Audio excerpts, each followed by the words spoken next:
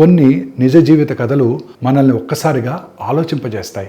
ఒకప్పుడు రెస్టారెంట్లో పాత్రలు శుభ్రం చేసి జీవించిన వ్యక్తి నేడు 500 లక్షల కంపెనీకి చీఫ్ ఎగ్జిక్యూటివ్ ఆఫీసర్ అయ్యాడు. మీరు విన్నది నిజమే, 500 లక్షల కోట్లు, $5 ట్రిలియన్. ఈ కథ మనకు ఒక నిజం చెప్తుంది. మన జీవితాన్ని మార్చేది మన పరిస్థితులు కాదు, మన పట్టుదల.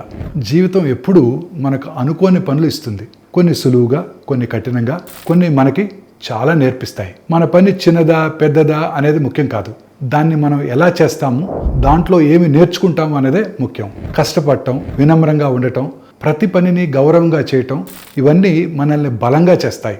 పాత్రలు కడగటం నుంచి బోర్డ్ రూమ్ CEO వరకు చేరిన వ్యక్తి జీవితం మనకు ఒక పాఠం చెప్తుంది. అదేంటంటే పరిస్థితులు కాదు, మన నిర్ణయం, మన శ్రమే మన భవిష్యత్తు. విజయం ఎక్కడ ప్రారంభమవుతుందో కాదు, మనకు ఎదగాలనే నమ్మకం ఎంత ఉందన్నదే ముఖ్యం. పదవి కాదు, మన ఉద్దేశం, మన ప్రయత్నం మన జీవితాన్ని ముందుకు తీసుకెళ్తాయి.